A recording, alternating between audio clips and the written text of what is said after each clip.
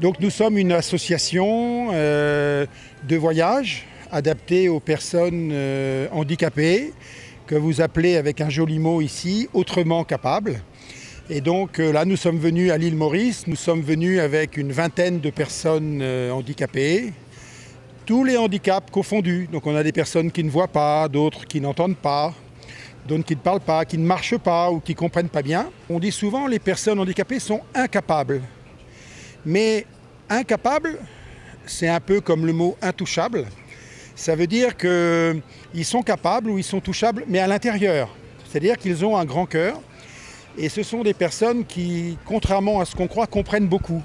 C'est des gens qui ont envie de vivre, qui se battent pour vivre. Et donc, ils ne se plaignent pas. Ils ne demandent rien. Ils demandent simplement qu'on les aide s'il y a un problème, s'il y a une difficulté pour passer avec le fauteuil roulant. Et bien ici à Maurice, on trouve des gens qui aident. Et je voudrais en profiter pour remercier nos amis mauriciens qui ont beaucoup de cœur et qui sont très aidants. Et vous savez, le plus beau mot qu'on a trouvé pour appeler les personnes handicapées, ce n'est pas justement le mot handicapé. C'est un mot qui a été inventé par les Mauriciens. Et on ne dit pas ici les personnes handicapées, on dit autrement capables. C'est-à-dire, on ne dit pas incapables, on dit qu'ils sont capables autrement.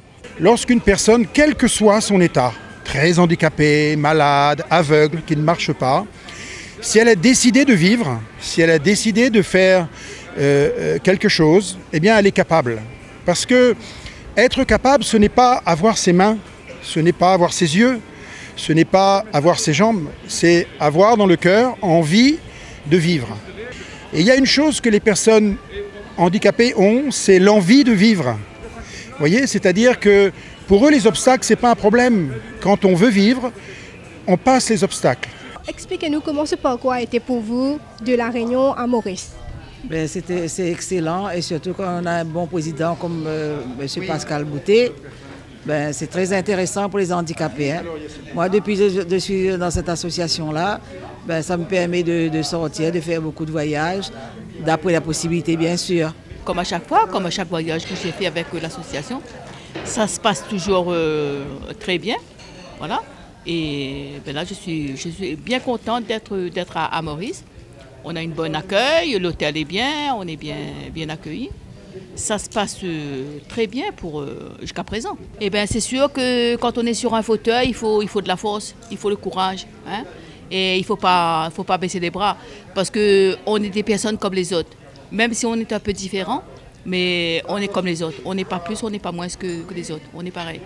Et c'est pour ça que, moi, j'ai été handicapée depuis très très jeune.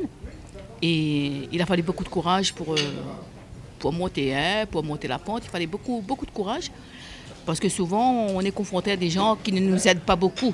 Hein, qui a tendance à dire, voilà, on est sur un fauteuil, on ne devrait pas exister. Mais malheureusement, le handicap, ça peut venir n'importe quand, hein, à tout âge. Et moi, c'est sûr qu'il a fallu beaucoup de courage pour arriver jusqu'à là, mais je suis contente. Je suis contente de la vie. La vie est belle. La vie, elle vaut la peine d'être vécue. Ça fait 30 ans que je suis handicapée et on a l'association. Heureusement qu'on a l'association pour nous faire venir ici. Et c'est bien, on profite bien de nos séjours. Mais quand même, le voyage, cela n'a été pas difficile?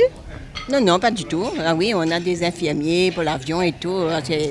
Ah non, là-dessus, il n'y a pas de souci. Oui. On a déjà été en France plusieurs fois, c'est pareil. Ah oui, c'est bien.